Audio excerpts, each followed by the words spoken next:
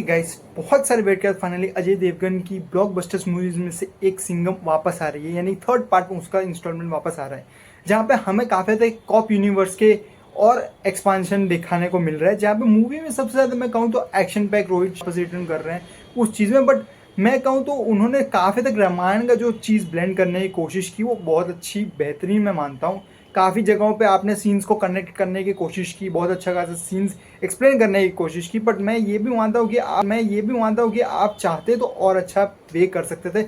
और अगर आपको एक सिंघम की मूवी बनानी थी तो एक स्पेसिफिकली उनकी मूवीज़ बनाते और उनको धीरे धीरे करके उन्होंने एक कॉप यूनिवर्स की टाइप की मूवी बनाने की कोशिश की, यानी कह सकते हो कि नए कैरेक्टर्स को भी यहाँ पे इंट्रोड्यूस करने की कोशिश की, जो और कोई टाइगर श्रॉफ और कह सकते हो कि दीपिका पादुकोण का जो कैरेक्टर आने वाले हैं उन्हें इंट्रोड्यूस किया इस मूवी में। और आने वाले फ्यूचर के प्रोजेक्ट्स में कहीं ना कहीं उन दोनों का भी मूवी हमें देखने को मिल सकती है, उन दोनों के बारे में भी अलग से मूवी आ सकती है।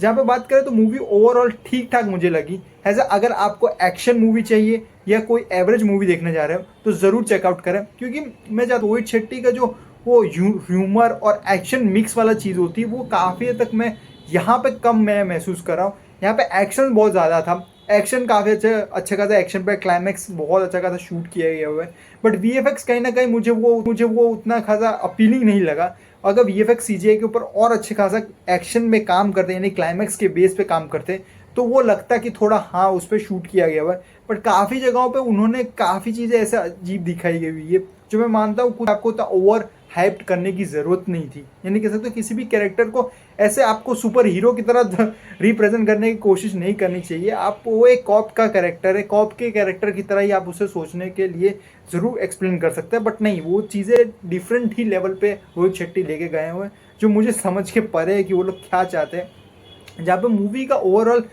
स्टोरी बेस ठीक ठाक सिंपल मूवी बोलूँगा मैं, क्योंकि हर एक कैरेक्टर्स को आप कुछ कैरेक्टर्स को जान चुके, 2-3 कैरेक्टर्स को छोड़कर बाकी के 2 कैरेक्टर्स को तो हम जानते हैं, सिम्बा और सूर्यवंशी के कैरेक्टर्स को।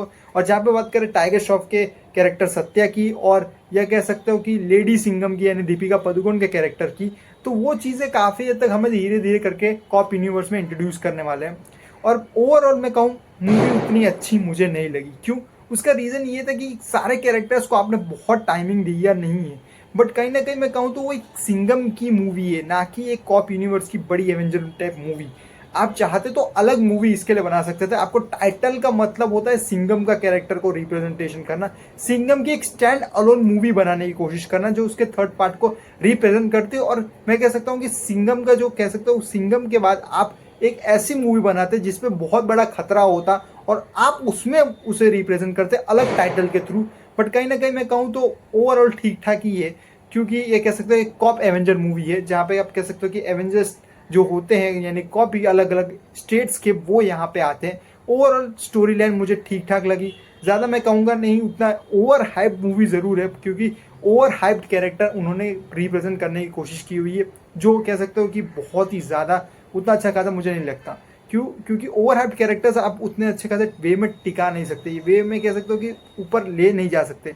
और इसलिए मैं कैरेक्टर्स को ज़्यादा से ज़्यादा देखना चाहता, तो अलग की मूवी, एक अलग मूवी चाहिए होती, सिंघम की अलग मूवी होनी चाहिए होती। पर कोई बात नहीं। और यहाँ पे एक मिड क्रेडिट सीन भी है जो आप बिल्कुल मिस आउट मत करना, क्योंकि आने वाले कॉप यूनिवर्स में भी वो काफ़ी हद तक रिप्रेजेंट करने वाले हैं। और मुझे क्या उसकी स्पॉइलर देने की जरूरत है, क्योंकि पब्लिक को पहले से पता है कि कौन आने वाला है। सलमान खान एक दबंग की कैरेक्टर्स में वो रिटर्न कर रहे हैं, बट मुझे ये समझ में नहीं आ रहा वो लोग कैरेक्टर कैसे करेंगे, क्योंकि यहाँ पे यूनिवर्स स्टैब्लिश ही नहीं हो सकता, क्योंकि सोनू सूद का कैरेक्टर जो है वो दबंग का पहला विलन था, और फिर प्रकाश राज का जो कैरेक्टर है वो दबंग का सेकंड विलन था, और काफ़ी तक वो कॉप यूनिवर्स में भी पहले इस्टेब्लिश हो चुके हैं। और काफ़ी कैरेक्टर्स ऐसे हैं जो काफ़ी सवाल खड़े करते हैं धीरे धीरे करके।